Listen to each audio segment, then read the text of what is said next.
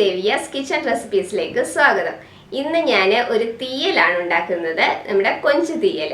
അത് കുറച്ച് വെറൈറ്റി ആയിട്ടുള്ള ഒരു കൊഞ്ചു തീയലാണ് ഉണ്ടാക്കുന്നത്. അപ്പോൾ ഇതെങ്ങനെയാണ് ഉണ്ടാക്കുന്നതെന്ന് നോക്കാം. അപ്പം കൊഞ്ചു തീയൽ ഉണ്ടാക്കാനായിട്ട് ഞാനിവിടെ മീഡിയം സൈസിലുള്ള ഒരു തേങ്ങയുടെ പീരയാണ് എടുത്തിരിക്കുന്നത്. വലിയ തേങ്ങയാണെന്നുണ്ടെങ്കിൽ പകുതി തേങ്ങയുടെ പീര എടുത്താൽ മതി. ഞാനിപ്പം ഒരു മീഡിയം സൈസിലുള്ള ഒരു തേങ്ങയുടെ പീര എടുത്തിട്ടുണ്ട്. ഇതിനി നമുക്ക് വറുത്തെടുക്കണം. അപ്പോൾ അതിന് വേണ്ടിയിട്ട് ഞാനിതൊരു പാനിലേക്ക് ഇട്ട് കൊടുക്കുകയാണ്. അപ്പോൾ ഇതിനി നമ്മൾ ലോ ഫ്ലെയിമിൽ വെച്ചിട്ട് ഒരു ലൈറ്റ് ബ്രൗൺ കളർ ആവുന്നത് വരെ ഈ തേങ്ങയൊന്ന് വറുത്തെടുക്കാം നമുക്ക്. അപ്പോൾ ഫ്ലെയിം കൂട്ടി വെക്കരുത്. ഫ്ലെയിം കൂട്ടി വെച്ച് കഴിഞ്ഞാൽ തേങ്ങ പെട്ടെന്ന് കരിഞ്ഞു പോകും. അപ്പോൾ ഇനി ഞാൻ ഇതിലേക്ക് ഒരു 3 ചെറിയ ഉള്ളി ചെറുതായിട്ട് അരിഞ്ഞതും കൂടെ ഇട്ട് കൊടുക്കുകയാണ്. ഇതിലേക്ക് ഇനി ഒരു നുള്ള് ഉലുവയും കൂടി ഇട്ട് കൊടുക്കുകയാണ്.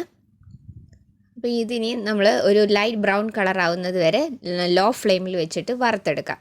അപ്പോൾ ഫ്ലെയിം കൂട്ടി വെച്ച് കഴിഞ്ഞാൽ തേങ്ങ പെട്ടെന്ന് തന്നെ കരിഞ്ഞു പോകും. അപ്പോൾ നമ്മളുടെ തീയലിന് കയ്പ്പ് വരും. അപ്പോൾ ഇനി ഇതിലേക്ക് ഞാൻ കുറച്ച് കറിവേപ്പിലയും കൂടെ ചേർത്ത് കൊടുക്കുകയാണ്. അപ്പോൾ അതും കൂടെ ഇട്ടിട്ട് നമുക്കിതൊന്ന് വറുത്തെടുക്കാം. അപ്പോൾ ചിലർ ഇതിലേക്ക് കുരുമുളക് ചേർക്കാറുണ്ട്. ഞാൻ പക്ഷേ ഇതിൽ കുരുമുളക് ഇപ്പം ചേർക്കുന്നില്ല. അതുപോലെ തന്നെ എണ്ണ ഒഴിച്ചിട്ടല്ല ഞാനിത് വറക്കുന്നത്. ചിലർ എണ്ണ ഒഴിച്ചിട്ട് വറക്കാറുണ്ട്. പക്ഷേ എണ്ണ ഒഴിക്കേണ്ട ആവശ്യമില്ല, അല്ലാതെ തന്നെ പെട്ടെന്ന് നമുക്ക് തേങ്ങ വറുത്ത് കിട്ടും. അപ്പോൾ ഇതിനി ഒരു ചെറിയ ബ്രൗൺ കളറായി വരുമ്പോൾ നമുക്കിതിലേക്ക് പൊടികളൊക്കെ ചേർത്ത് കൊടുക്കാം. ഇതിപ്പോൾ ഞാൻ കുറച്ച് വെറൈറ്റി ആയിട്ടാണ് ഉണ്ടാക്കുന്നത്. എൻ്റെ അമ്മ ഉണ്ടാക്കുന്ന രീതിയിലാണ്. നല്ല ടേസ്റ്റി ആയിട്ടുള്ള ഒരു തീയലാണിത്. കുറച്ച് വ്യത്യസ്തമായിട്ടാണ് ഞാൻ ഈ തീയൽ ഉണ്ടാക്കുന്നത്. എൻ്റെ അമ്മയുടെ സ്പെഷ്യൽ തീയലാണിത്. ഇപ്പോൾ നമ്മളുടെ തേങ്ങ കുറച്ചൊന്ന് മൂത്ത് വന്നിട്ടുണ്ട്. ഇനി നമുക്ക് പൊടികൾ ആഡ് ചെയ്ത് കൊടുക്കാം. അപ്പോൾ ഞാൻ ആദ്യം മുളക് പൊടിയാണ് ഇട്ട് കൊടുക്കുന്നത്. 2.5 ടീസ്പൂൺ മുളക് പൊടി ഇട്ട് കൊടുത്തിട്ടുണ്ട്. ഇനി മല്ലിപ്പൊടി ഇട്ട് കൊടുക്കാം. അതും 2.5 ടീസ്പൂൺ മല്ലിപ്പൊടി ഇട്ട് കൊടുത്തിട്ടുണ്ട്. അപ്പോൾ നല്ലോണം ഫ്ലെയിം കുറച്ച് വെച്ചിട്ടാണ് ഈ പൊടികൾ ഇട്ട് കൊടുക്കേണ്ടത്, അല്ലെങ്കിൽ പൊടികൾ പെട്ടെന്ന് തന്നെ കരിഞ്ഞു പോകും. അപ്പോൾ ഈ പൊടിയുടെ ആ ഒരു പച്ച മണം ഒന്ന് മാറുന്നത് വരെ ഒന്ന് വഴറ്റി കൊടുക്കാം. ഇപ്പോൾ ഈ പാനിന് നല്ല ചൂടുണ്ട്. അപ്പോൾ അത് കാരണം ഞാൻ ഫ്ലെയിം ഓഫ് ചെയ്യുകയാണ്. അപ്പോൾ ഈ പാനിൻ്റെ ചൂടിൽ തന്നെ ഇരുന്നിട്ട് ബാക്കി പൊടി അങ്ങ് മൂത്തോളും. ഇല്ലെന്നുണ്ടെങ്കിൽ നമ്മുടെ പൊടി കരിഞ്ഞു പോകും. പൊടി കരിഞ്ഞു പോയാലും തീയലിന് കയ്പ്പ് വരും. അപ്പോൾ ഇനി നമുക്ക് ഇത് ഒന്ന് മാറ്റി വയ്ക്കാം. ഇത് ചെറുതായിട്ടൊന്ന് ചൂട് മാറിയതിന് ശേഷം നമുക്കിതൊന്ന് നന്നായിട്ട് അരച്ചെടുക്കാം.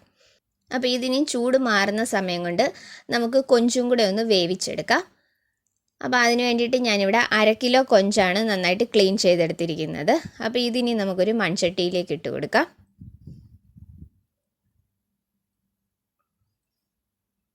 ഇനി ഇതിലേക്ക് ഞാൻ ഇത് വേവാൻ വേണ്ടിയിട്ട് 1 കപ്പ് വെള്ളവും കൂടെ ഒഴിച്ചു കൊടുക്കുകയാണ്. കൊഞ്ച് പെട്ടെന്ന് തന്നെ വെന്ത് കിട്ടുമല്ലോ. ഇനി ഇതിലേക്ക് ഞാൻ കുടംപുളിയാണ് ഇട്ട് കൊടുക്കുന്നത്. അപ്പോൾ 3 കഷ്ണം കുടംപുളി എടുത്തിട്ടുണ്ട്. അത് ഞാൻ ഇതിലേക്ക് ഇട്ട് കൊടുക്കുകയാണ്. അപ്പോൾ ഇനി നമ്മൾ ഇതിലേക്ക് പുളിക്ക് വേണ്ടിയിട്ട് തക്കാളിയും കൂടെ ചേർക്കുന്നുണ്ട്. ഇപ്പം 3 കഷ്ണം കുടംപുളി മതി. അപ്പോൾ അതും കൂടെ ഇതിലേക്ക് ഇട്ട് കൊടുത്തിട്ടുണ്ട്.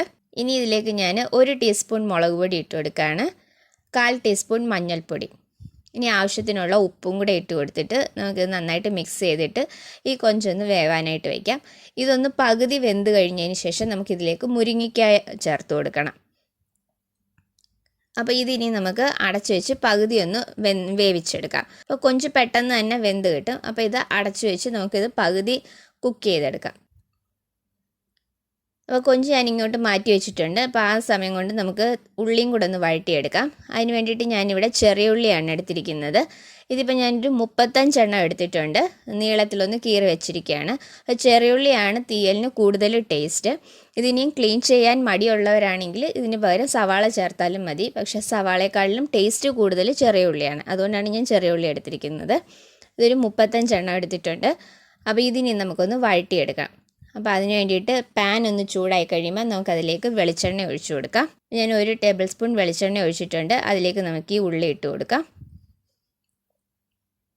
ഇനി ഇതിലേക്ക് 2 പച്ചമുളകും കൂടെ ഇട്ട് കൊടുക്കുകയാണ്. ഇനി ഇതിലേക്ക് ഞാൻ കുറച്ച് തേങ്ങാക്കൊത്തും കൂടെ ചേർത്ത് കൊടുക്കുന്നുണ്ട്. തേങ്ങാക്കൊത്ത് കൊഞ്ചു തീയലിന് നല്ല ടേസ്റ്റാണ്. അപ്പോൾ അതുകൊണ്ടാണ് ഞാൻ തേങ്ങാക്കൊത്തും കൂടെ ചേർത്ത് കൊടുക്കുന്നത്. ഇതിപ്പോൾ ഞാൻ 1 പിടി തേങ്ങാക്കൊത്താണ് എടുത്തിരിക്കുന്നത്. ഇതും കൂടെ നമുക്കിതിലേക്ക് ചേർത്ത് കൊടുക്കാം. ഇനി ഇതൊന്ന് വഴറ്റിയെടുക്കാം. ഒരുപാട് അങ്ങ് ബ്രൗൺ കളർ ആവുന്നത് വരെ വഴറ്റണ്ട. ചെറുതായിട്ടൊന്ന് വാടി വന്നാൽ മാത്രം മതി. അത് കഴിഞ്ഞിട്ട് നമുക്കിത് കൊഞ്ചിലേക്ക് ഇട്ട് കൊടുക്കാം. അപ്പോൾ കുറച്ച് ഉപ്പും കൂടി ഇട്ട് കൊടുക്കാം. അപ്പോൾ പെട്ടെന്ന് തന്നെ അങ്ങ് വഴന്ന് കിട്ടുമല്ലോ. അപ്പോൾ ഉപ്പും കൂടി ഇട്ടിട്ട് നമുക്ക് നന്നായിട്ട് ഇതൊന്ന് വഴറ്റിയെടുക്കാം. ചെറുതായിട്ടൊന്ന് വാടി വന്നു കഴിയുമ്പം നമുക്കിതിലേക്ക് തക്കാളിയും കൂടെ ചേർത്ത് കൊടുക്കണം. ഇനി ഇതിലേക്ക് ഞാൻ കുറച്ച് കറിവേപ്പിലയും കൂടെ ചേർത്ത് കൊടുക്കുകയാണ്. അതും കൂടി ഇട്ടിട്ട് ഒന്ന് വഴറ്റിയെടുക്കാം. പുളിക്ക് വേണ്ടിയിട്ട് നമ്മൾ കുടംപുളിയും തക്കാളിയുമാണ് ഇതിലേക്ക് ചേർക്കുന്നത്. വാളംപുളി ഇതിൽ നമ്മൾ ചേർക്കുന്നില്ല. ഇപ്പോൾ നമ്മുടെ ഉള്ളി ചെറുതായിട്ടൊന്ന് വാടി വന്നിട്ടുണ്ട്. ഇനി ഞാൻ ഇതിലേക്ക് തക്കാളി ചേർത്ത് കൊടുക്കുകയാണ്. ഇതിപ്പോൾ ഞാൻ വലിയ ഒരു തക്കാളിയാണ് എടുത്തിരിക്കുന്നത്. ചെറിയ തക്കാളിയാണെങ്കിൽ 2 എണ്ണം എടുക്കാം. അപ്പോൾ വലുതായതുകൊണ്ട് ഒരെണ്ണം ഞാൻ എടുത്തിട്ടുള്ളൂ. അപ്പോൾ അതും കൂടി ഇതിലേക്ക് ഇട്ട് കൊടുക്കാം. ഇനി ഇതും കൂടെ നമുക്കൊന്ന് വഴറ്റിയെടുക്കാം. ചെറുതായിട്ടൊന്ന് വാടി വന്നു കഴിയുമ്പോൾ ഇത് നമുക്ക് കൊഞ്ചിലേക്ക് ചേർത്ത് കൊടുക്കാം. അപ്പം ചിലരിതിൽ വാളംപുളി ആണ് പിഴിഞ്ഞൊഴിക്കാറുള്ളത്. പക്ഷേ ഞാനിതിൽ വാളംപുളി ചേർക്കുന്നില്ല. അതിന് പകരം കുടംപുളിയും തക്കാളിയുമാണ് നമ്മളിതിൽ പുളിക്ക് വേണ്ടിയിട്ട് ചേർക്കുന്നത്. ഇതെൻ്റെ അമ്മ ചെയ്യുന്ന രീതിയാണ്. അമ്മ കുടംപുളി ചേർത്തിട്ടാണ് ഉണ്ടാക്കാറുള്ളത്. നല്ല ടേസ്റ്റാണ് ഇങ്ങനെ ഉണ്ടാക്കുമ്പോൾ. അപ്പോൾ ഇത് ചെറുതായിട്ടൊന്ന് വാടി വന്നിട്ടുണ്ട്. അപ്പോൾ ഇനി നമുക്ക് കൊഞ്ചൊന്ന് നോക്കാം. അപ്പോൾ നമ്മളുടെ കൊഞ്ച് പകുതി ഒന്ന് വെന്ത് വന്നിട്ടുണ്ട്. അപ്പോൾ ഇനി നമുക്കിതിലേക്ക് മുരിങ്ങയ്ക്കായും കൂടെ ചേർത്ത് കൊടുക്കാം. അപ്പോൾ അതിന് വേണ്ടിയിട്ട് ഞാനിവിടെ ഒരു മുരിങ്ങയ്ക്കയാണ് എടുത്തിരിക്കുന്നത്. അത് ഞാൻ ഇതുപോലെ ഒന്ന് കീറി വെച്ചിട്ടുണ്ട്. അത് രണ്ടായിട്ട് സെപ്പറേറ്റ് ചെയ്തിട്ടില്ല, ചെറുതായിട്ടൊന്ന് കീറി വെച്ചിട്ടേ ഉള്ളൂ. അതുപോലെ എല്ലാം ഇതുപോലെ ഒന്ന് കീറി വെച്ചിട്ടുണ്ട്. അപ്പോൾ ഇനി ഈ മുരിങ്ങയ്ക്കായും കൂടെ നമുക്കിതിലേക്ക് ചേർത്ത് കൊടുക്കാം. ഇനി നമ്മൾ ഈ വഴറ്റി വെച്ചിരിക്കുന്ന ഉള്ളിയും തക്കാളിയും കൂടെ ഇതിലേക്ക് ചേർത്ത് കൊടുക്കാം. അപ്പോൾ ഇനി ഇതിലേക്ക് ഞാൻ ഇപ്പോൾ വെള്ളമൊന്നും ഒഴിക്കുന്നില്ല. ഇനി ഈ മുരിങ്ങയ്ക്ക പകുതി വെന്തതിന് ശേഷമാണ് നമ്മളിതിലേക്ക് അരപ്പ് ചേർത്ത് കൊടുക്കുന്നത്. അപ്പോൾ ഈ ഒരു വെള്ളത്തിൽ തന്നെ അതങ്ങ് കുക്കായിക്കോളും. അപ്പോൾ ഇതെല്ലാം നന്നായിട്ടൊന്ന് മിക്സ് ചെയ്തിട്ട് ഈ മുരിങ്ങയ്ക്ക പകുതി ഒന്ന് വെന്ത് വരുമ്പോൾ നമുക്കിതിലേക്ക് അരപ്പ് ചേർത്ത് കൊടുക്കാം. ഇതിനി അടച്ചു വയ്ക്കാം. ഇപ്പോൾ നമ്മളുടെ മുരിങ്ങയ്ക്ക പകുതി ഒന്ന് കുക്കായി വന്നിട്ടുണ്ട്.